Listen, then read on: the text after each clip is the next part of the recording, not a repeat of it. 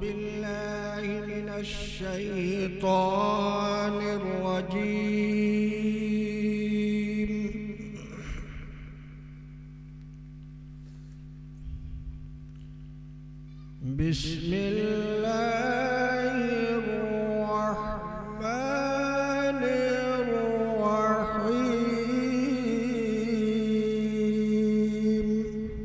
हज़रात, अब हम उस मरहले में हैं कि बिला ताख़ीर व तमहीद अपने इस जलसे के मेहमान खुसूसी और आज के इस इजलास के अहम तरीन मुक़र्रिर, जिनकी तकरीर सुनने का मैं आपसे पहले से वादा करा चुका हूँ, मैं वो वादा याद दिला रहा हूँ ताकि कोई वादा न तोड़े। मैं हज़रत मौलाना जमशेद साहब नदवी दामत बरकातुहुल आलिया उस्ताद हदीस मदरसा अशरफिया नया भोजपुर से दरख्वास्त और गुजारिश करता हूँ कि तशरीफ़ ले आएँ और इस मजमे के दिल को अपने दिल की बातें पहुँचाएँ।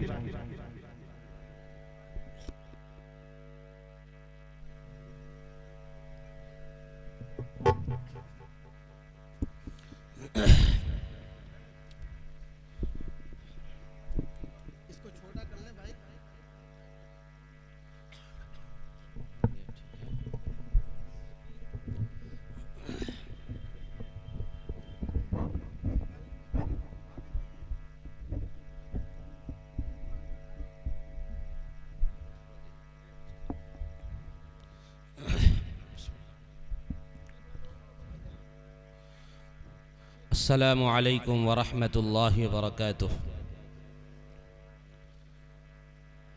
अल्हम्दुलिल्लाह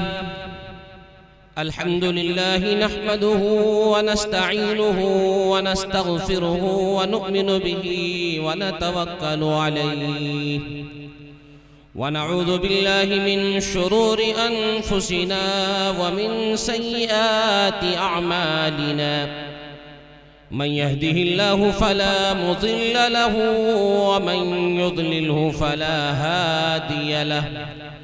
व नशहदु अन ला इलाहा इल्लल्लाहु वहदहु ला शरीक लहु व नशहदु अन्न सय्यदना व सनदना व मौलाना मुहम्मदन अब्दुहु व रसूलुहु। क़ाल अल्लाहु तबारक व तआला फ़ी किताबिहिल मजीद। फ़अऊज़ु बिल्लाहि मिनश्शैतानिर रजीम। बिस्मिल्लाहिर रहमानिर रहीम। ला तुहर्रिक बिही लिसानक लितअजल बिही इन्ना अलैना जमअहु व क़ुरआनह फ़इज़ा क़रअनाहु फ़त्तबिअ क़ुरआनह सुम्मा इन्ना अलैना बयानह। व क़ाल तआला इन्नहु लक़ुरआनुन करीम फ़ी किताबिन मकनून ला यमस्सुहु इल्लल मुतह्हरून तंज़ीलुम मिर रब्बिल आलमीन। व क़ाल तआला इन्ना नहनु नज़्ज़लना अज़्ज़िक्र व इन्ना लहु लहाफ़िज़ून। सदक़ल्लाहुल अज़ीम। व क़ाल अन्नबिय्यु सल्लल्लाहु अलैहि वसल्लम खैरुकुम मन तअल्लमल क़ुरआन व अल्लमह औ कमा क़ाल अलैहि अस्सलातु वस्सलाम। व क़ाल अन्नबिय्यु सल्लल्लाहु अलैहि वसल्लम कुन आलिमन औ मुतअल्लिमन औ मुस्तमिअन औ मुहिब्बन औ कमा क़ाल अलैहि अस्सलातु वस्सलाम। मेरे दीनी और ईमानी भाइयों, पर्दा नशी माँ और बहनों, मगरिब के बाद से आपका ये प्रोग्राम बहुत ही आबोताब के साथ चल रहा है और आप हजरात बड़ी दिलजमई के साथ उलमाए किराम और शुआराए एज़ाम की बातों को सुन भी रहे हैं। दुआ करें कि अल्लाह तबारक व तआला हम सबको कहने और सुनने से ज़्यादा अमल की तौफीक इनायत फरमाए। मेरे दीनी और ईमानी भाइयों, कुरान एक ऐसी किताब है जिस किताब के बारे में अल्लाह तबारक व तआला ने कुरान में अलग अलग जगहों पर अलग अलग अंदाज से तस्करा किया है। जब आप कुरान को खोलते हैं और सूरह फातिहा के बाद ज़ालिकल किताबु ला रैब फीह की तरफ निगाह डालते हैं तो अल्लाह ये बताता है कि लोगों, जिस किताब को तुम पढ़ने जा रहे हो, इस किताब में कोई शक व शुबा नहीं। ये किताब सच्ची और अच्छी किताब है, ये ऑथेंटिक किताब है और ये एक वास्ते के साथ आसमान से नाजिल की गई। और अल्लाह के नबी सल्लल्लाहु अलैहि वसल्लम ने फरमा भी दिया, फज़्लु कलामिल्लाहि अला साइरिल कलामी का फज़ली अला अदनाकुम। ऐ उम्मत के लोगों, अल्लाह के कलाम की फजीलत दुनिया के तमाम कलाम पर उसी तरह है जिस तरह मेरी फजीलत दुनिया के तमाम इंसानों पर है। और आगे जब पढ़ेंगे तो लिखा है हुदल लिल मुत्तकीन, कि ये किताब हिदायत का सामान है उन लोगों के लिए जो इस किताब से हिदायत हासिल करना चाहे। कुरान चाहता तो लिख देता हुदल लिल काफिरीन वल मुशरिकीन वल मुनाफिकीन वल मुमिनीन, लेकिन कुरान में इसका तज़किरा नहीं है। कुरान में जिक्र है हुदल लिल मुत्तकीन का, जो इस बात की तरफ इशारा है कि जो कुरान को समझने की नीयत से, कुरान को अपने दिल में अपनाने की नीयत से, अल्लाह को एक मानने की नीयत से, नबी की रिसालत को एक्सेप्ट करने की नीयत से पढ़ेगा, उसी को ये किताब हिदायत के रास्ते पर ले जाकर कामयाबी के मंजिल तक पहुंचाएगी। और कुरान का ये भी ऐलान है, यहदी बिही कसीरा व युदिल्लु बिही कसीरा। इस कुरान को पढ़कर अगर हिदायत मिलती है तो इस कुरान को पढ़कर बहुत सारे लोग गुमराह भी हुए। और आपकी निगाहों के सामने रिजवी साहब जो कहीं और चले गए, उन्होंने भी कुरान को पढ़ा था और जब पढ़ा था तभी कहा था कि कुरान की 26 आयतों पर हमें एतराज है, लेकिन इसी कुरान को पढ़कर वो मरदूद हुआ। और ऐसे एक नहीं लाखों इंसान दुनिया में आए और चले गए। और कुरान पे उंगलियां उठाना ये आज का तरीका नहीं है। मुहम्मदुर रसूलुल्लाह सल्लल्लाहु अलैहि वसल्लम के जमाने में जब आप लोगों के सामने कुरान सुनाते थे, बताते थे, समझाते थे, तो कोई जादूगर कहता था, कोई अपनी तरफ से मनगढ़ंत कलाम कहता था। इन हालात को देखकर अल्लाह को ये बात कहना पड़ा, कुल फअतू बिसूरतिन मिन मिस्लिहि वदउ शुहदाअकुम मिन दूनिल्लाहि इन कुंतुम सादिकीन। ऐ मुहम्मद सल्लल्लाहु अलैहि वसल्लम, अगर ये कहते हैं कि नबी की तरफ से गढ़ी हुई किताब है तो इनसे कहिए कि तुम इस किताब की एक सूरा के बराबर या कोई एक आयत के बराबर कोई आयत पेश कर दो।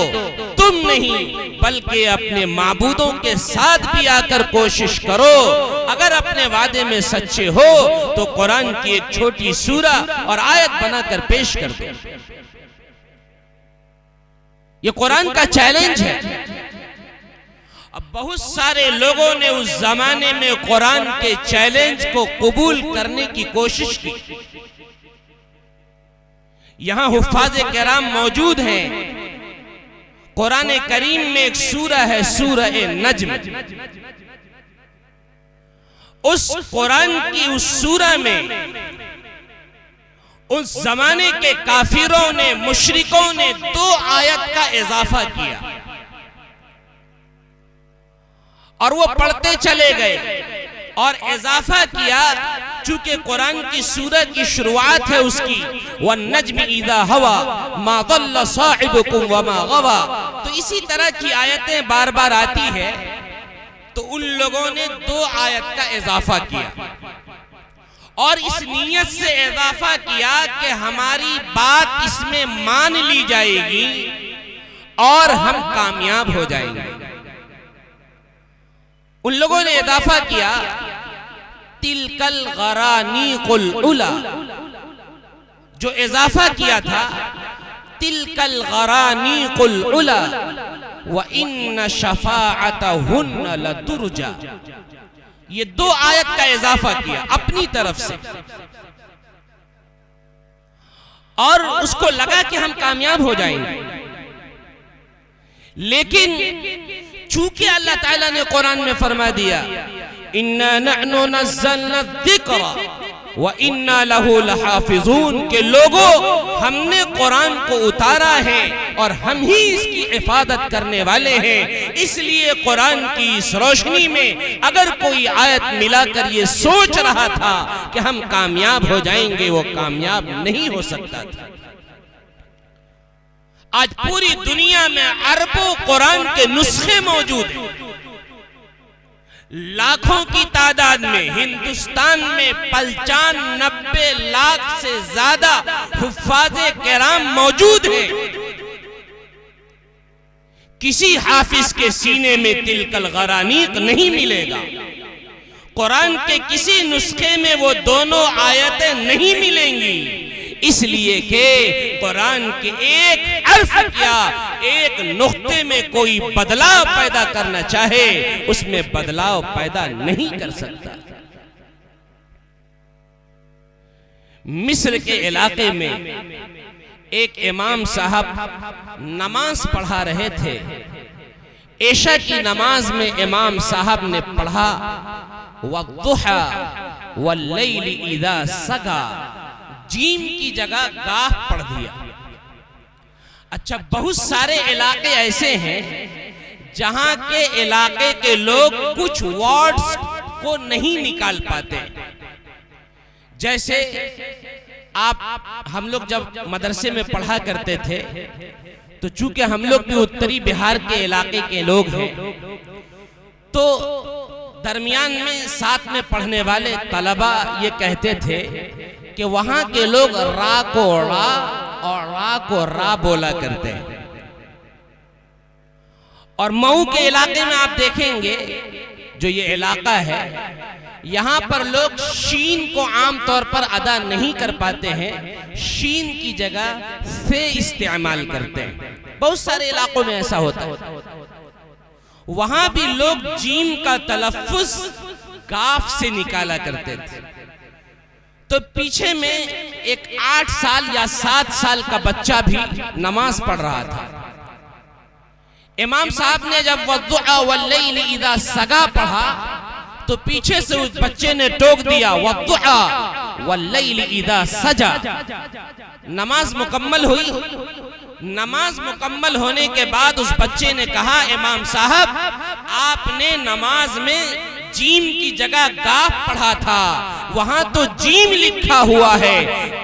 ये वाकया मैं इसलिए बता रहा हूं कि अगर वक्त का इमाम हरम भी ये चाहेगा कि हम जीम की जगह गाफ पढ़ दे, तो रज़ाकिया का 5 साल का एक तालिब इल्म इमाम हरम को भी जीम की जगह गाफ पढ़ने की इजाजत नहीं दे सकता। ये कुरान का एजाज है और कुरान की एक बहुत बड़ी तारीख है। और अल्लाह के नबी सल्लल्लाहु अलैहि वसल्लम पर यह खास अंदाज में नाजिल हुआ। आसमान से जमीन पर अल्लाह ने 104 किताबें नाजिल की है। लेकिन 103 किताबें जो नाजिल हुई वो इस स्पेसिफिक प्लेस पर आई, एक खास जगह पर आई। हजरत मूसा अलैहिस्सलाम को भी तौरात मिली, तो अल्लाह ने मूसा अलैहिस्सलाम से कहा कि मूसा कोहे तूर पर आओ, यहां तुमको तौरात मिलेगी। एक खास जगह पर वो किताब आई। लेकिन जब कुरान नाजिल हुआ तो एक खास जगह पर नाजिल नहीं हुआ। अल्लाह के नबी सल्लल्लाहु अलैहि वसल्लम के मकाम को कुरान के जरिए बुलंद भी करना था। आप मक्का में थे, मक्का में कुरान नाजिल हुआ।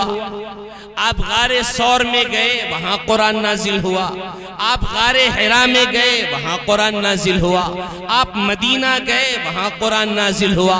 आप हज करने के लिए गए, वहां कुरान नाजिल हुआ। आप जहां जहां गए वहां वहां कुरान नाजिल होता रहा, और यह सिलसिला 23 सालों तक चला।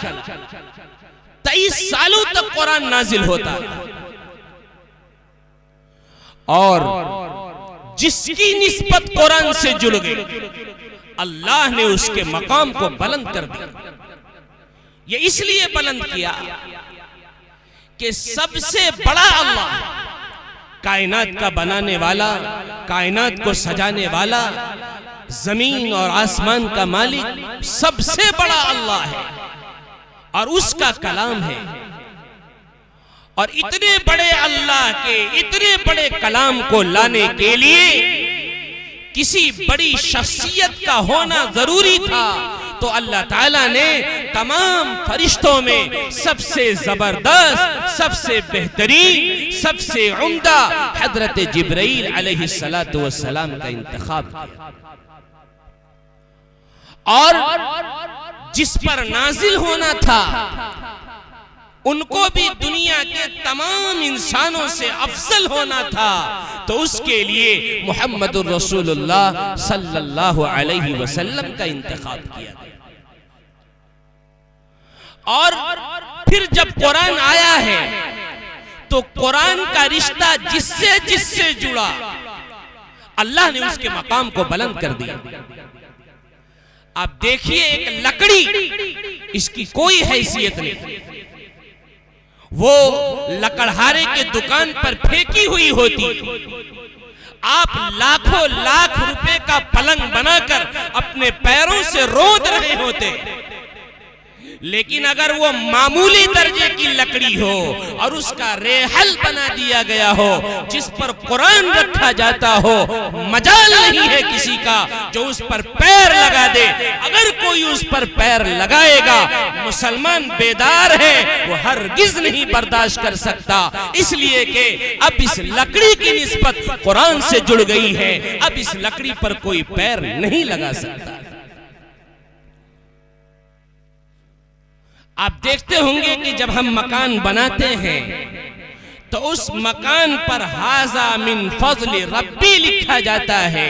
वो कुरान की एक आयत है और ये कोशिश की जाती है कि उस पर पानी के कतरे ना पड़े, कि वो टच करके जमीन पर आए और फिर उस पानी पर लोग पैर लगाएं। इसीलिए लोग हाजा मिन फज़्ल रब्बी को भी अंदर लगाने की कोशिश करते हैं, ताकि बारिश के कतरे का पानी किसी के पैर की जीनत न बन जाए। और यही कुरान जब एक हाफिज कुरान के सीने में आता है, अल्लाह उसके मकाम को भी बुलंद कर देते हैं। बड़े बड़े डॉक्टर्स होते, बड़े बड़े इंजीनियर्स होते, बड़े बड़े कॉलेजेस हैं, लेकिन किसी कॉलेज में आपने नहीं देखा होगा कि बहुत बड़ा जीनियस स्टूडेंट होने के बावजूद उसके सर पर पगड़ी रखी जाती हो और उसका इस तरह से एजाज और इकराम किया जाता हो। लेकिन जब कुरान का पढ़ने वाला ये बच्चा चना खाकर, दाल खाकर जब कुरान को अपने सीने में जमाता है और जब जैसे दस्तार बंदी होती है, कौम के गयूर मुसलमान आते हैं, चलो आज हमें उस बच्चे को देखना है जिसके सीने से कुरान का रिश्ता जुड़ गया।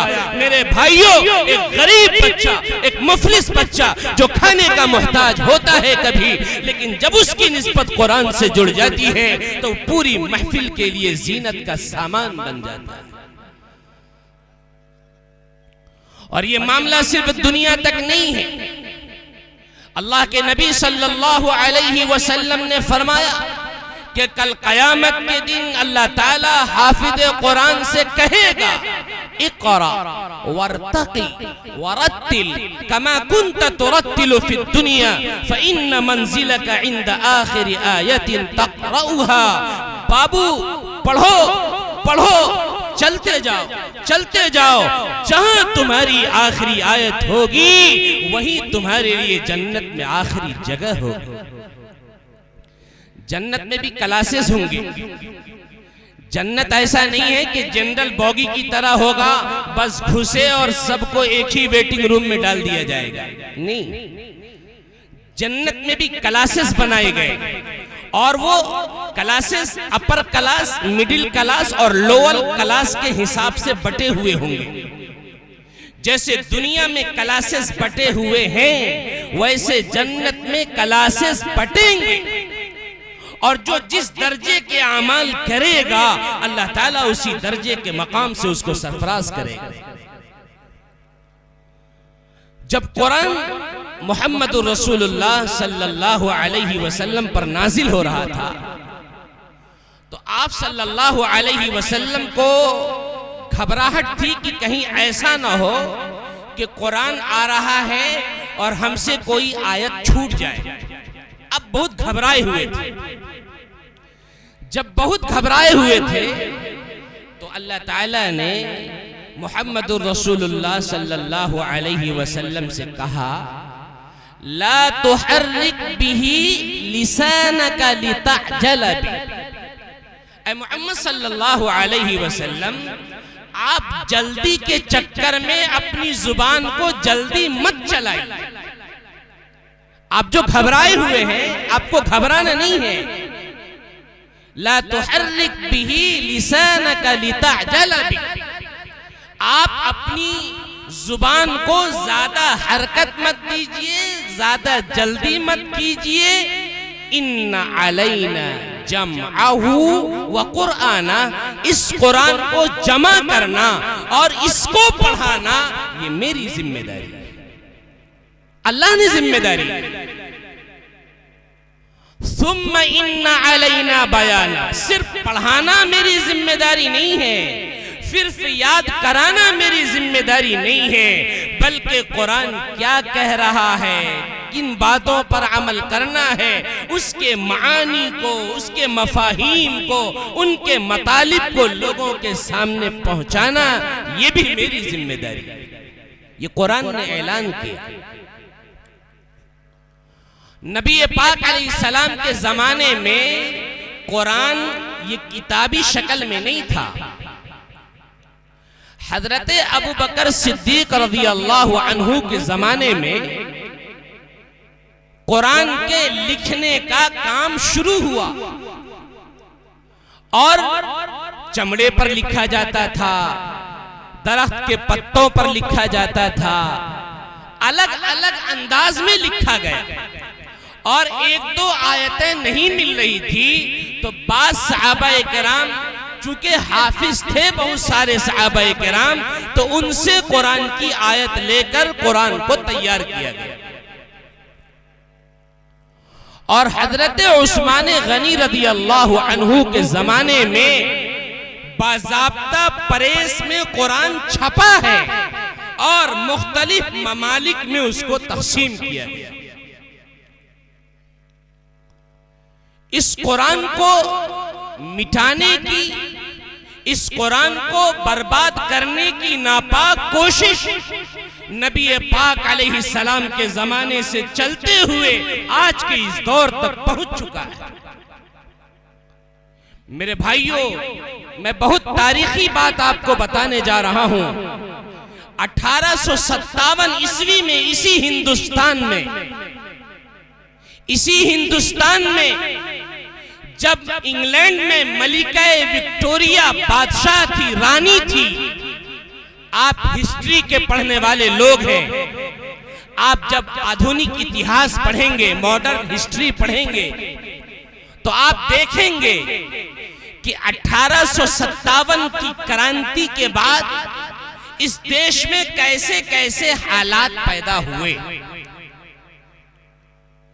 उस जमाने में एक रानी या बादशाह इंग्लैंड में हुआ करते थे और हिंदुस्तान में वायसराय हुआ करते थे।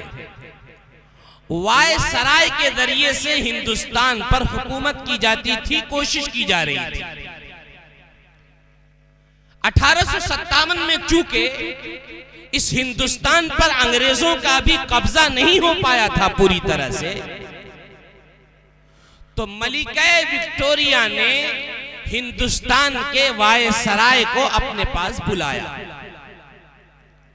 और कहा कि ऐ हिंदुस्तान के वायसराय, क्या बात है कि अभी तक तुम लोग हिंदुस्तान पर फतह का परचम नहीं गाड़ पाए?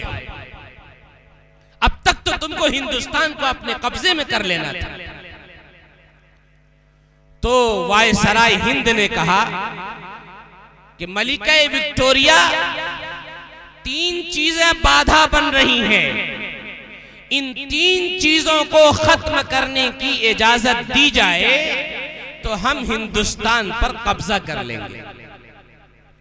मलिका विक्टोरिया ने कहा कि वो 3 चीज क्या है?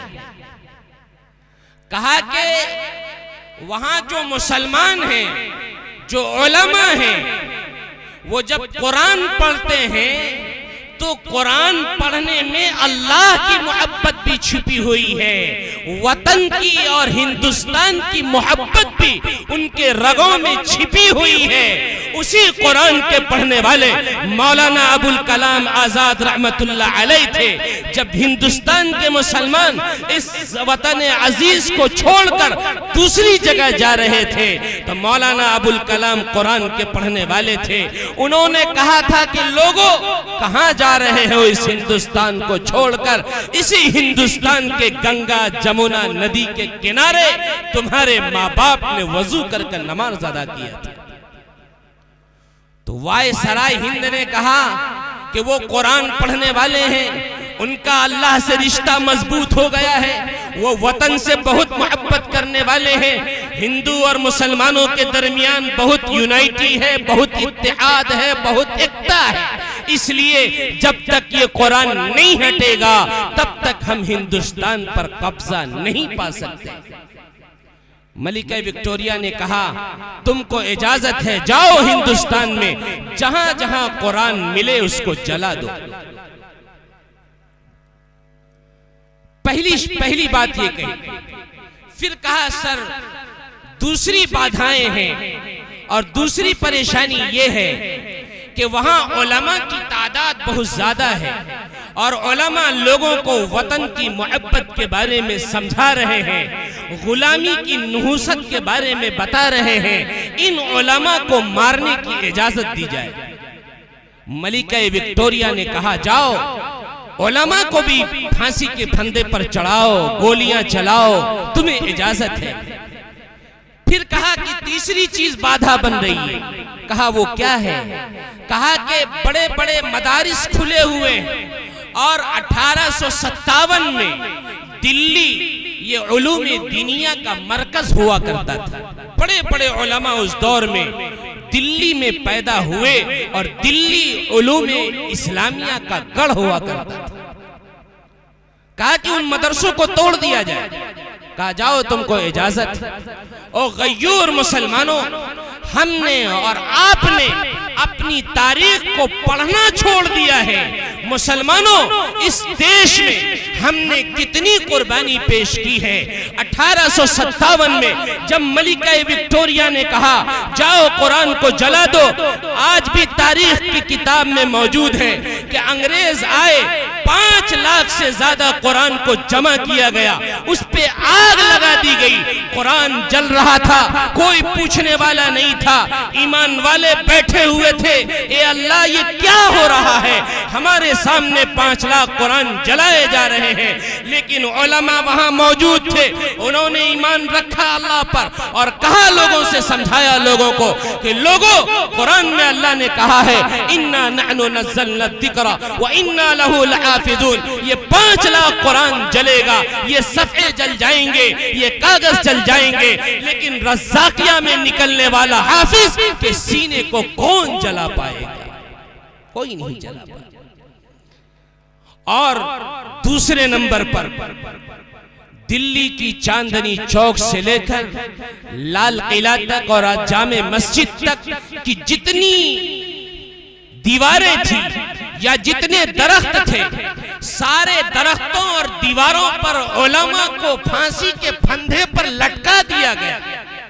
सूअर की खालों में बांधकर यमुना नदी के किनारे उसको यमुना नदी में ढकेल दिया गया। उन पर गोली चला दी गई। 1 लाख से ज्यादा उलमा 1857 की क्रांति के मौके पर शहीद कर दिए गए। बड़े बड़े मदरसों को बुलडोज कर दिया गया। तारीख में यहां तक बात लिखी हुई है कि अगर किसी ईमान वाले की मौत हो जाती थी उस जमाने में, तो 60 और 70 किलोमीटर तक जनाजे की नमाज पढ़ाने वाला कोई इमाम नहीं मिलता था। ये उस जमाने 1857 में इसी हिंदुस्तान में पेश आया। और अंग्रेज यहीं नहीं रुके। अंग्रेज गरीब मुसलमानों के दरवाजों पर जाकर कहने लगे, ओ मुसलमानों, तुम गरीब हो गए, तुम मिस्कीन हो गए, तुम अपने बच्चों को मेरे स्कूल में भेजो, हम फ्री एजुकेशन का इंतजाम कर रहे हैं, चलो तुम अपने बच्चों को ले जाओ। लेकिन ओ गयूर मुसलमानों, यही सरवर साहब जैसे उलमा वहां उस वक्त मौजूद थे। उन्होंने देखा कि अगर ये बच्चे स्कूल चले जाएंगे, वहां जाने के बाद इनसे जो परेड कराए जाएंगे, इनके दिलों में ईसा को खुदा बनाकर पेश किया जाएगा, इनको तरह तरह से बहकाने की कोशिश की जाएगी, फ्री चॉकलेट के नाम पर, फ्री अंडा के नाम पर, फ्री खाने के इंतजाम पर इसके ईमान को छीना जाएगा। तो ऐसे हालात में फिर उलमा मुसलमानों के दरवाजे पर गए और कहने लगे कि लोगों, अगर तुम गरीब हो गए, अगर तुम मुहताज हो गए, तुमको परवाह नहीं करनी है, हम अपने यहाँ दीनी मदरसा खोल रहे हैं। लोगों, उसी जमाने में 1866 ईस्वी में दारुल उलूम देवबंद कायम किया गया। मौलाना कासिम नानोतवी खड़े हुए, उलमा खड़े हुए, एक दरख्त के साए के नीचे एक उस्ताद है, एक शागिर्द है, और शुरू किया कि नहीं, हम भीख मांग लेंगे, गवारा है, लेकिन बच्चों के दिलों से ईमान का सौदा नहीं होने देंगे, इनको ईमान से नहीं भटकने देंगे। जो सिलसिला 1866 में शुरू हुआ, आज 2024 में रसला के उत्तर मोहल्ला कहिए या उत्तर पट्टी कहिए, वहां रज़्ज़ाक़िया नाम का मदरसा उसी दीन के खिदमत को अंजाम दे रहा है, जिसके चमकते फूल आपकी निगाहों के सामने नजर आ रहे हैं। तारीख पढ़िए क्या हो रहा है। और यही मामला यहीं तक नहीं है, ताशकंद में और ताशकंद के इलाके, मिस्र के निचले इलाकों में कुछ दिन पहले, आज से 40-45 साल पहले, वहां की हुकूमत ने बैंड लगा दिया कि जिसके घर पे कुरान मिलेगा उसको 10 सालों तक जेल के सलाखों में बंद कर दिया जाएगा। ये कानून पास कर दिया गया। जिनके घर पे कुरान मिलता था उसको 10 सालों तक जेल के सलाखों में बंद कर दिया जाता था। जो कुरान पढ़ते हुए मिलता था उनको टॉर्चर किया जाता था, उनको 20 सालों तक कैद बामशक्कत जेल में बंद कर दिया जाता था। मुसलमान परेशान हो गए कि अगर हम कुरान पढ़ना नहीं जानेंगे, हम नमाज में क्या पढ़ेंगे, और नमाज में कुरान नहीं पढ़ेंगे, हमारी नमाज नहीं होगी, हमारा अल्लाह से रिश्ता नहीं रहेगा। ईमान वाले खामोश नहीं बैठे। ईमान वालों ने मशवरा किया कि लोगों, एक दुकान खोल लो, अपने गांव के हाफिज को उस दुकान में बैठा दो और 10 गांव के बच्चों को जमा करो। 10 मशीन उसी दुकान में लगाई गई। एक हाफिज साहब को भी मशीन दी गई, 10 बच्चे को सिलाई की मशीन दी गई। सब सबके सामने कपड़े रख दिए गए। हाफिज साहब 8 बजे सुबह उस दुकान में चले जाते थे, वो पैर चलाते थे, बच्चे पैर चलाते थे। बाहर का आने जाने वाला ये समझता था कि शायद ये लोग किसी के कपड़े सिल रहे हैं, लेकिन कपड़ा नहीं सिला जा रहा था। एक हाफिज पैर चलाता था लेकिन जुबान से बच्चों को सिखाता था अल्हम्दुलिल्लाह रब्बिल आलमीन अर्रहमानिर रहीम। मामला यहीं तक नहीं था, जब ज्यादा कैदोबंद की सजाएं दी जाने लगी तो उस वहां के मस्जिद से ताबूत को निकाला जाता था और ताबूत में लकड़ी डाल दी जाती थी, कफन पहना दिया जाता था और एक हाफिज साथ में होते थे। 4 बच्चे ताबूत को कंधे लगाकर साथ में मोमबत्ती लेकर जाते थे कब्रिस्तान में, और जब देखते थे कोई नहीं है कब्रिस्तान के नीचे उतर जाते थे और एक कुरान पढ़ने वाला मोमबत्ती जला देता था और 4 बच्चा उसी जनाजे की शक्ल को लेकर उसी कब्रिस्तान में उतर जाता था, वहां कुरान पढ़ता था। लोगों, मामला यहीं तक नहीं है।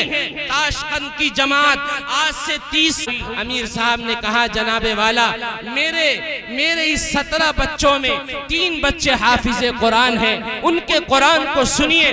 मौलाना कहते हैं जब मैं उनका कुरान सुनने लगा मैं दंग हो गया कि जहां कुरान पर पाबंदी है, जहां कुरान पढ़ने पर रखने पर 10 सालों तक जेलों में बंद कर दिया जाता है, वहां के ये बच्चे कुरान इतना बढ़िया कैसे पढ़ रहे हैं। अमीर साहब ने कहा जनाबे वाला इसमें 2 बच्चा ऐसा हाफिज कुरान है जिसने पूरा कुरान कब्रिस्तान में उतर कर याद किया। मेरे भाइयों, क्या उसी दिन का इंतजार है? हमने कुरान पढ़ना छोड़ दिया, हमने कुरान पढ़ना छोड़ दिया।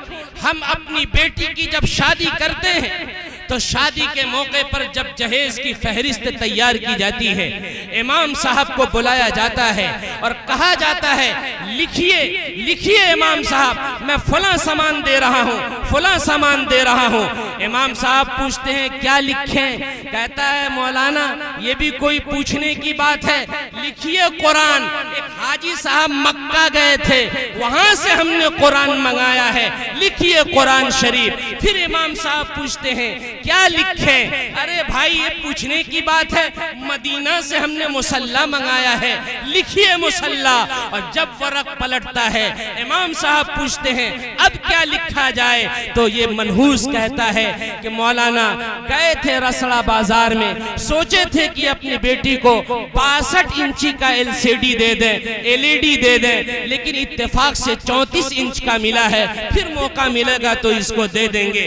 ईमान वालों, क्या ये सच्चाई नहीं है कि जब ये बेटी की रुखसती हो जाती है और जब ये बेटी अपने घर जाती है तो वो मर्द शैतान पहले से नक्शा सजा कर रखता है किस जगह LCD लगाया जाएगा कि देखते देखते सो जाएं और जागते जागते सो जाएं और देखते देखते रह जाएं, इस तरह का इंतजाम करता है। जाने के बाद घर में कदम डालने से पहले पहले LCD तो लग जाती है, लेकिन शाबान के महीने से पहले कुरान नहीं खोलता। क्या ये सच्चाई नहीं है? हमने कुरान के साथ सौतेलापन इख्तियार करके, कौन कहता है कि कुरान के दुश्मन दूसरे? मुसलमान से बड़ा दुश्मन कुरान का कोई दुश्मन नहीं हो सकता है। जब कुरान नाजिल हो रहा था तो कुरान के नाजिल होने का मकसद यह है कि मुर्दे को जिंदा किया जाए। कुरान इसलिए नाजिल हुआ था मुर्दे को जिंदा किया जाए। आज कुरान हम उस पर वक्त पढ़ते हैं जब कोई मरने वाला होता है तो हम उसके बाद यासीन पढ़ते हैं, उसके पास कुरान पढ़ते हैं कि जल्दी इसका विकेट गिर जाए, परेशानी से हम नजात पा जाएं। लोगों, जिस कौम को कुरान कौम को जिंदा करने के लिए मिला था, आज वो कौम मरने के वक्त कुरान पढ़ रही है। यही कुरान का पैगाम है। शाबान का महीना आया, कुरान खानी कराना शुरू कर दिया और किसी तरह ढकेल के जन्नत में पहुंचाने का इंतजाम हो रहा है। ढकेल के कोई जन्नत में जाएगा? ये कौन सा तरीका आया भाई? मदरसे के बच्चों को जबरदस्ती लेकर चले गए, पढ़ा रहे हैं, और वो बच्चे क्यों पढ़ेंगे?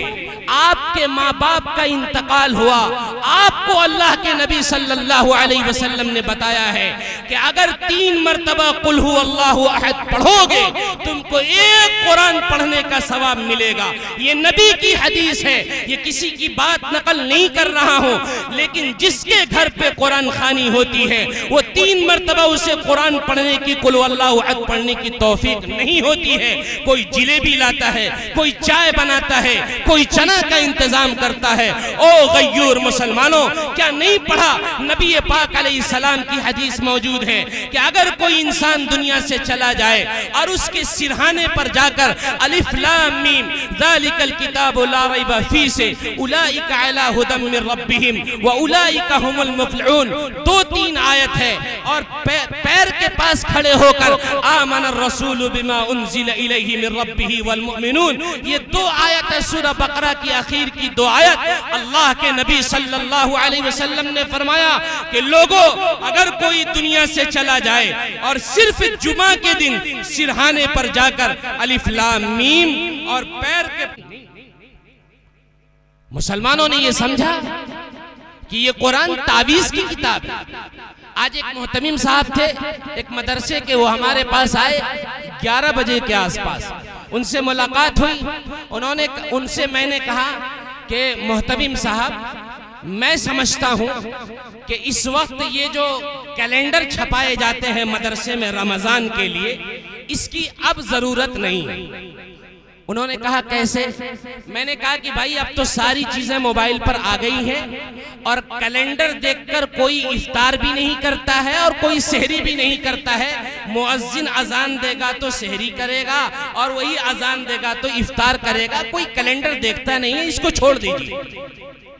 उन्होंने कहा कि मौलाना मामला ये है, आप इसकी बात कर रहे हैं, अभी पिछले बार हम रमजान में एक आदमी के यहाँ चंदा करने के लिए गए, 6 महीना पहले उसने हमसे चलते हुए कहा था कि जनाबे वाला हमको एक तावीज चाहिए। वो मेरे पास आया नहीं तो हमने उसको तावीज नहीं दी, लेकिन 6 महीने के बाद जब हम उसके दरवाजे पर चंदा करने के लिए गए तो कहने लगा चंदा किस चीज का, हम तो आपसे तावीज मांगे थे, आपने तावीज ही नहीं दी। आज से 20 दिन पहले एक औरत हमारे पास रोते हुए आई और कहने लगी कि मौलाना हमारी लड़की लोको पायलट है और वो महाराष्ट्र के इलाके में इस काम को अंजाम दे रही है, लेकिन बड़ी नेक थी, बदकिस्मती से उसका अफेयर एक दूसरे रिलीजियस के लोगों से हो गया है। कोई इंतजाम हो तो बताइए, कोई तावीज हो तो बताइए। परेशान है, रो रो कर बुरा हाल है, अफसोस करते हैं कि काश वो जाहिल रहती, आज मेरे घर का ये निजाम दरहम बरहम न होता। मैंने कहा कि मोहतरमा आप इस बात को याद रखिए, एक तावीज नहीं बल्कि उसके सीने में कुरान लटका दीजिएगा तो कोई फर्क पड़ने वाला नहीं है, इसलिए कि उसने शुरुआती दौर में कुरान के मुताबिक जिंदगी नहीं गुजारा। हमने अपने घरों में कुरान पढ़ना छोड़ दिया। हमारी बच्चियों को नहीं मालूम है कि कुरान क्या है। कुरान में आयशा और फातिमा की कैसी सीरत बयान की गई है, कुरान के मानने वालों को जन्नत में क्या मिलेगा, कुरान के न मानने वाले जहन्नम में किन किन मुसीबतों को झेलेंगे, कुरान के मानने वाले कहां कहां चले गए, हमने कभी नहीं बताया। यही वजह है मुसलमानों, बहुत गौर से सुनिए, 1947 से लेकर आज तक 9 लाख से ज्यादा मुसलमान की बच्चियां मुर्तद हो चुकी हैं। 9 लाख से ज्यादा मुसलमान की बच्चियां मुर्तद हो चुकी हैं। मुस्लिम पर्सनल लॉ बोर्ड ने ये रिपोर्ट निकाला, सारी जगहों से 9 लाख से ज्यादा मुस्लिम बच्चियां मुर्तद हुई। ईमान वालों, ईमान वाला तो वो था कि ये अपने जान का, अपने माल का सौदा तो कर सकता था, लेकिन ईमान नहीं बेच सकता था। लेकिन आज मामूली अल्फाज पर ईमान वाली बहनें बिक रही हैं, बर्बाद हो रही हैं। इसका जिम्मेदार कौन है? जरूरत है कि आप अपने घरों पर, अपने बच्चों पर, अपनी बच्चियों पर मेहनत करें। इसीलिए तो कुरान ने कहा था कि लोगों अपने घर वालों को जहन्नम का ईंधन होने से बचाओ। ये कुरान का ऐलान है। अपने घर वालों को बचाओ, बच्चियों को बताइए, बच्चों को बताइए कि बच्चे इसी ईमान के लिए, बच्ची इसी ईमान के लिए मोहम्मद रसूलुल्लाह सल्लल्लाहु अलैहि वसल्लम जब घर से बाहर निकलते थे तो आप पर कूड़ा डाला जाता था। इसी ईमान के लिए अल्लाह के नबी सल्लल्लाहु अलैहि वसल्लम जब रुकू में और सजदे में जाते थे ऊंट की ओझड़ियां डाल दी जाती थी। इसी ईमान के लिए जब ताइफ के मैदान में गए पत्थर मार दिया गया, आप सल्लल्लाहु अलैहि वसल्लम ने सब कुछ बर्दाश्त किया और ये कहकर माफ कर दिया, अल्लाहुम्मा अग़फ़िर लिक़ौमी फ़इन्नहुम ला यअलमून। ए अल्लाह, ये लोग जानते नहीं हैं, ए अल्लाह मेरी कौम की मग़फ़िरत फरमा। बताइए बच्चियों, आजकल तो किताबें सीरत आयशा है, सीरत फातिमा है, ये सारी किताबें मार्केट में मिल रही हैं। उन बच्चियों को खास तौर से पढ़वाएं कि तुम्हारा मकाम अल्लाह के नजदीक कितना ज्यादा है। अगर दुनिया की रौनक को छोड़ दो और अल्लाह की तरफ अपनी निस्बत को जोड़ लोगे, अल्लाह ताला तुम्हारे मकाम को बहुत बुलंद कर देगा। मेरे भाइयों, ये मेरे, हमारे और आप सब के लिए खुशनसीबी की बात है कि अल्लाह ताला ने हम सबको ईमान वाले घरों में पैदा करके कुरान से हमारे रिश्ते को जोड़ दिया। और जो इंसान कुरान का मानने वाला होता है उसके बारे में अलग अलग अंदाज में कुरान और हदीस में फजीलतें सुनाई गई। आज लोग ये कहते हैं कि दुनिया का बेहतरीन इंसान वो है जो बड़ा डॉक्टर हो, बड़ा इंजीनियर हो और बड़ा जाहो जलाल वाला हो, लेकिन नबी की जुबान में वो नहीं है। नबी की जुबान में ये खैरुकुम मन तअल्लमल कुरान व अल्लमा। ऐ लोगों, जमीन पर वही इंसान बेहतर है, वही कामयाब है, वही बामुराद है, वही अल्लाह के नजदीक पसंदीदा है जो कुरान पढ़ता हो, कुरान पढ़ाता हो, कुरान के मुताबिक जिंदगी गुजारा करता हो। ये कुरान, ये ऐलान है मोहम्मद रसूलुल्लाह सल्लल्लाहु अलैहि वसल्लम की तरफ से। और ऐसे ऐसे इनामात के फरमाया गया इन्हीं हाफिज कुरान के बारे में कि इनके माँ बाप को जब कयामत के दिन जन्नत में ताज पहनाया जाएगा तो उस ताज की रोशनी सूरज की रोशनी से ज्यादा होगी। जब हाफिज कुरान के माँ बाप के साथ ये बर्ताव होगा तो कुरान पढ़ने वालों के साथ क्या बर्ताव हो। आप इसको छोड़िए, आपने बहुत मशहूर रिवायत सुनी होगी कि अगर कोई आदमी सोने से पहले पहले सूरह मुल्क की तिलावत कर ले, कल कयामत के दिन वो कितनों ही गुनहगार हो, अगर अल्लाह ये फैसला करेंगे कि इस इंसान को जहन्नम में डाल दिया जाए तो एक छोटी सी सूरा आकर अल्लाह से कहेगी, ए अल्लाह, ये मुझे दुनिया में पढ़ा करता था, अगर तू इसको जहन्नम में डालेगा तो मुझको भी इसके साथ जहन्नम में डाल दे, वरना मुझे इसके साथ जन्नत में दाखिल कर दे। अल्लाह को तरस आएगा कि इसकी क्या गलती है, इसकी क्या गलती है। सूरह मुल्क की सिफारिश की बुनियाद पर गुनहगार इंसान को जन्नत का परवाना मिल जाए। हम कहीं और सुकून तलाश करते हैं, भाई रिस्क में बरकत नहीं है, बहुत कमा रहे हैं, परेशान हाल है, ये है और वो है, इसकी शिकायत नहीं करनी। अल्लाह के नबी सल्लल्लाहु अलैहि वसल्लम ने फरमाया, अगर तुमको तंगी का डर हो, मोहताजगी का डर हो, फक्र फाका का डर हो, बेरोजगारी हो, परेशानी का अंदेशा हो, मगरिब की नमाज के बाद बैठ जाओ और पढ़ने लगो, इदा वक़अतिल वाक़िअतु लैसा लिवक़अतिहा काज़िबा खाफ़िदतुर राफ़िआ। सूरा वाक़िआ की तिलावत कर लो, अल्लाह तुम्हारी मोहताजगी को दूर कर देगा, परेशानी को दूर कर देगा, फक्र फाका को दूर कर देगा। लेकिन कोई ईमान वाला पढ़ने के लिए तैयार नहीं है। ये नबी का ऐलान। मत जाओ कहीं परेशानी दिखाने के लिए। अल्लाह से अपने रिश्ते को जोड़कर अल्लाह के सामने रखिए और अल्लाह के सामने कहिए, रब्बी इन्नी लिमा अंज़लत इलैया मिन खैरिन फकीर।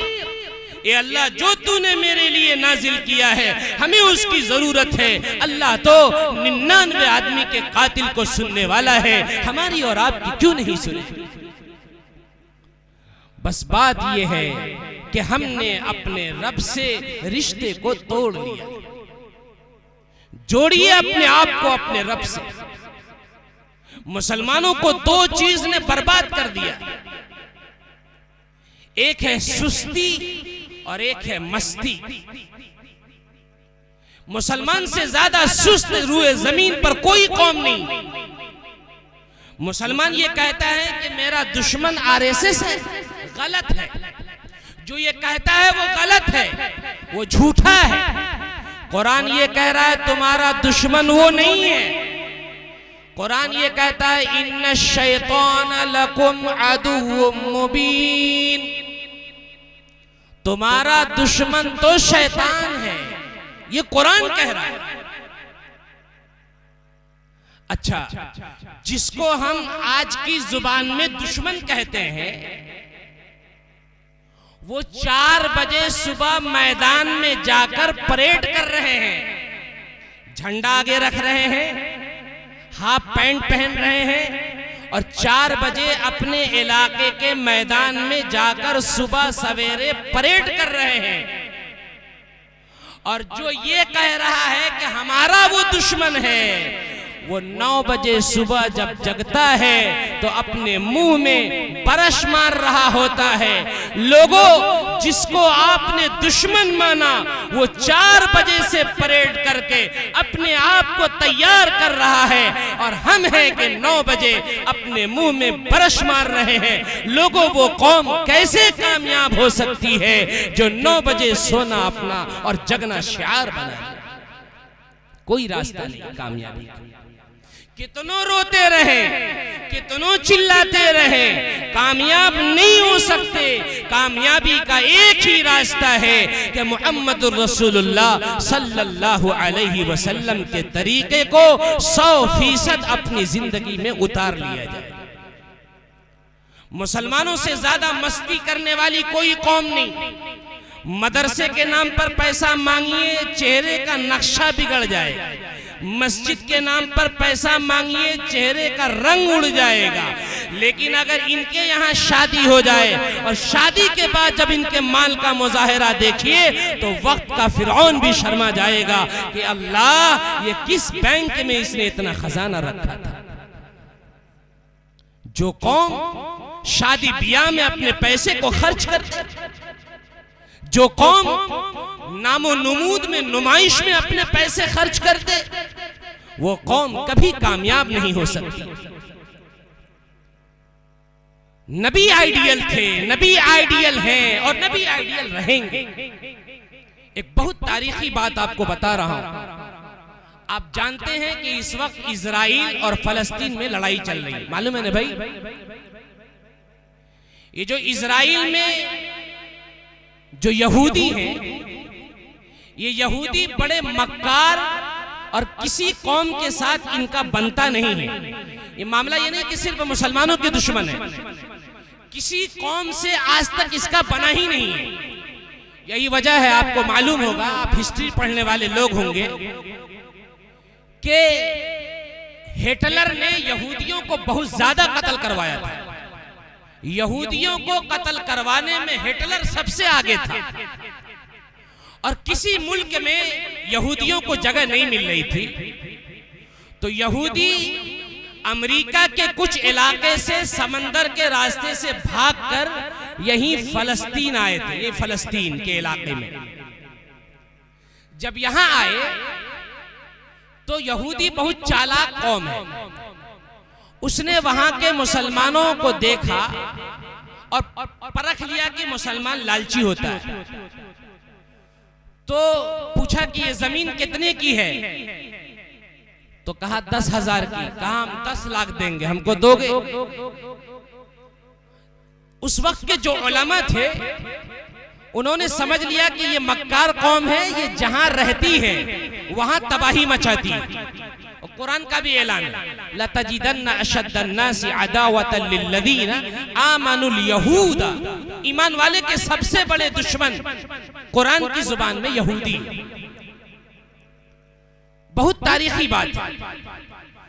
तो हुआ ये कि उलमा दरवाजे दरवाजे गए और कहा, मुसलमानों इस लालच में जमीन मत बेचना, वरना यहां ये रह जाएंगे और तुम्हारा वजूद खत्म हो जाएगा। मुसलमानों ने कहा, मौली साहब के काम बा कहे के हमनी के जोन काम बा वो करे के बा। मुसलमान मौली साहब की बात अगर मान लेता तो आज ये दौर और आज ये वक्त नहीं देखना पड़ता। कहा मौली साहब का काम है कहने का, कहने दो भाई। अच्छा, लोगों ने बेचना शुरू कर दिया। धीरे धीरे यहूदियों की आबादी बढ़ती चली गई। यहूदियों ने आपस में मशवरा किया कि यार दुनिया में जहां हम जाते हैं वहां हमको लात मारा जाता है, भगा दिया जाता है, क्या करें। तो फलस्तीन में एक पहाड़ है, उसका नाम सहयून है। सहयून, जब आप उर्दू पेपर पढ़ेंगे तो वहां पर सहयूनियों का लफ्ज आता है। यहूदियों के लिए सहयूनी का लफ्ज ज्यादा इस्तेमाल होता है। तो सहयून के पहाड़ पर ये यहूदी जाकर बैठ गए। अब बैठकर मशवरा करने लगे, यार हम हर जगह मारे जा रहे हैं, काटे जा रहे हैं, भगाए जा रहे हैं, आखिर कौन सा रास्ता है जिसकी बुनियाद पर हम दुनिया में कामयाब हो सके। तो मशवरे में ये बात निकल कर आई कि भाई मोहम्मदुर रसूलुल्लाह सल्लल्लाहु अलैहि वसल्लम पर जो कुरान नाजिल हुआ है, उस कुरान में कामयाबी के लिए दो चीज बताई गई है, एक कलम और एक किताब। क्या बताया भाई? कलम, कबाब नहीं, फिर से सुनिएगा, कबाब नहीं, कलम, और दूसरे नंबर पे किताब। किताब से कोरमा मत समझिएगा, सब काफी से है।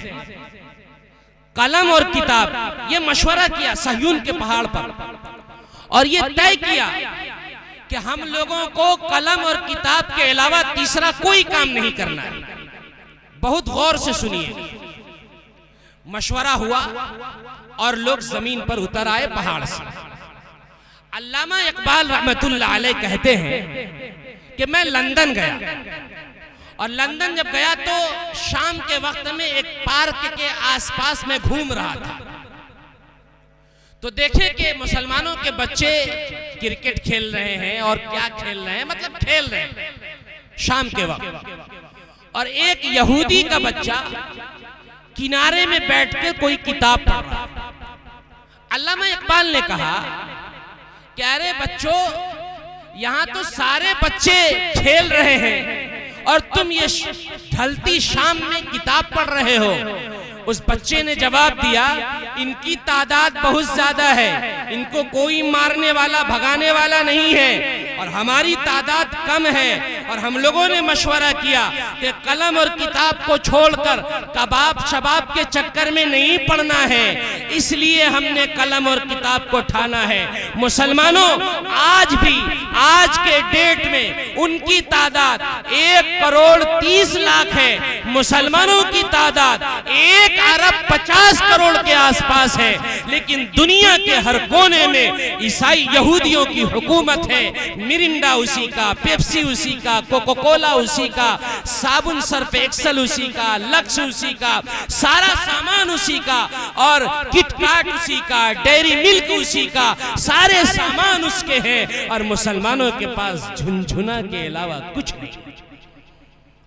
कैसे वो कौम कामयाब होगी जो कौम पढ़ाई पर ध्यान न दे। इसी हिंदुस्तान में जब सचर कमेटी की रिपोर्ट बनाई गई तो ये बात सामने आई कि हिंदुस्तान में दलित और महादलित से ज्यादा बुरा हाल मुसलमानों का है। न ये दीनी किताब पढ़ा रहे हैं, न ये स्कूलों और कॉलेजेस में अपने बच्चों को पढ़ा रहे हैं। और मुसलमानों, पंचर बनाना छोड़ दो, कबाब बनाना छोड़ दो और उन तमाम चीजों को छोड़कर आकर अल्लाह की किताब में जो कलम और किताब को पकड़कर कामयाबी रखी गई है, उसी को पकड़ो, उसी को मानो। और नबी का जो आइडियल है, लक़द काना लकुम फी रसूलिल्लाहि उस्वतुन हसना, कि लोगों अगर नबी को आइडियल बनाओगे हमेशा कामयाब हो जाओगे। सहाबा ने आइडियल माना, कामयाब हो गए। हमने आइडियल माना नहीं, उसके मुताबिक अमल नहीं किया, हम दुनिया में आज खेल के मैदान में फुटबॉल के मानिंद हो गए। हमारी मिसाल दुनिया में एक फुटबॉल की तरह है, 11 खिलाड़ी उधर से और 11 खिलाड़ी उधर से, वो मारा उधर गए, वो मारा उधर गए। यही हाल मुसलमानों का हो गया है। लोगों फुटबॉल मत बनो, खिलाड़ी बनो, खिलाड़ी बनो।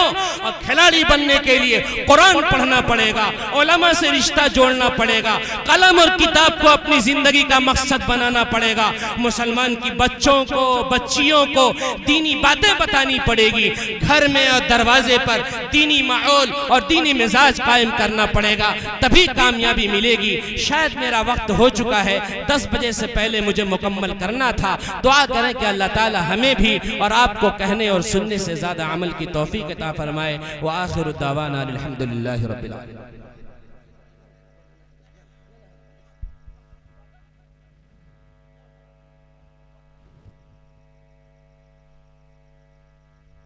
दुआ कर ले भाई। अल्लाहुम्मा सल्लि अला मुहम्मद व अला आलि मुहम्मद कमा सल्लैता अला इब्राहीम व अला आलि इब्राहीम इन्नका हमीदुम मजीद। अल्लाहुम्मा बारिक अला मुहम्मद व अला आलि मुहम्मद कमा बारकता अला इब्राहीम व अला आलि इब्राहीम इन्नका हमीदुम मजीद।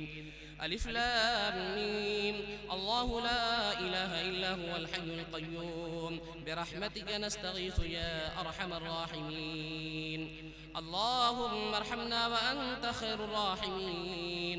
अल्लाहुम्मा अंसुरना व अंत खैरुन नासिरीन। अल्लाहुम्मा अर्ज़ुक़ना व अंत खैरुर राज़िक़ीन। अल्लाहुम्मा इग़फ़िर लना व अंत खैरुल गाफ़िरीन। ए अल्लाह, हम सब गुनहगार हैं, खताकार हैं, फिर भी तेरे बंदे हैं। ए अल्लाह, हम सब पर रहम व करम करते हुए हम सब के जाने अनजाने छोटे बड़े तमाम गुनाहों को माफ़ फरमा। ए अल्लाह, हम सब को नेकियों पर ताकत व क़ुव्वत इनायत फरमा। ए अल्लाह, मज़हब इस्लाम पर इस्तिक़ामत नसीब फरमा। ए अल्लाह, मुसलमानों के जानो माल और इज़्ज़त व आबरू की हिफाजत फरमा। ए अल्लाह, इस वतन अज़ीज़ की हिफाजत फरमा। ए अल्लाह, इस वतन अज़ीज़ की हिफाजत फरमा। ए अल्लाह, जहाँ कहीं ईमान वाले परेशान हाल हैं, ए अल्लाह तो उनकी गैबी मदद फरमा। ए अल्लाह, जितने लोग इस इजलास में आए हुए हैं, ए अल्लाह इन तमाम के आने को कबूल फरमा। ए अल्लाह, इनके दिलों में जितने भी जायज़ इरादे हैं, ए अल्लाह उन तमाम जायज़ इरादों को मुकम्मल फरमा। ए अल्लाह, इन बच्चों ने जो हिफ्ज़ कुरान की सआदत हासिल की है, ए अल्लाह मरते दम तक उन्हें इस कुरान पर चलने वाला बना दे। ए अल्लाह, जिन असातिज़ा ने, जिन इंतज़ामिया के लोगों ने इनके पढ़ने पढ़ाने में मेहनत की है, ए अल्लाह उन तमाम लोगों को दुनिया और आखिरत में बेहतरीन सिला और बदला इनायत फरमा। ए अल्लाह, यहाँ के जो लोग भी मदरसा रज़्ज़ाक़िया को ताउन कर रहे हैं, मशवरे से, माल से, जिस्म से, ए अल्लाह उन तमाम लोगों की कुर्बानी देने को कबूल फरमा। ए अल्लाह, यहाँ के असातिज़ा को कबूल फरमा। ए अल्लाह, यहाँ के तलबा को कबूल फरमा। ए अल्लाह, यहाँ की इंतज़ामिया को कबूल फरमा। ए अल्लाह, इस मदरसे में जो लोग भी ताउन पेश करते हैं, चाहे जिस गोशे में भी हों, ए अल्लाह उन सब के जायज़ इरादों को पूरा फरमा। ए अल्लाह, जितनी भी माँ बहनें यहाँ आई हुई हैं या बातों को सुन रही हैं, ए अल्लाह उन सब के भी जायज़ इरादों को पूरा फरमा। ए अल्लाह, अगर किसी तरह के हालात नागुफ्ता बे हो रहे हैं, तो ए अल्लाह इससे पूरी उम्मत मुस्लिमा की हिफाजत फरमा। ए अल्लाह, बेरोज़गारों के लिए रिस्क का मुनासिब इंतज़ाम फरमा। ए अल्लाह, बीमारों को सेहत इनायत फरमा। ए अल्लाह, जितने लोगों ने दुआ के लिए कहा है या इस जलसे से दुआ की तवक्को रखते हैं, ए अल्लाह उन सब के मुरादों को मुकम्मल फरमा। ए अल्लाह, हमारी इस मुख्तसर दुआ को नबी पाक अलैहिस्सलाम के सदक़े तुफ़ैल में कबूल फरमा। रब्बना ज़लमना अनफुसना व इल्लम तग़फ़िर लना व तरहमना लनकूनन्न मिनल ख़ासिरीन। ला इलाहा इल्ला अंत सुब्हानका इन्नी कुन्तु मिनज़ ज़ालिमीन। रब्बिग़फ़िर वरहम व अंत खैरुर राहिमीन। व सल्लल्लाहु तआला अला खैरि ख़ल्क़िही मुहम्मदिन व आलिही व सहबिही अजमईन बिरहमतिका या अरहम।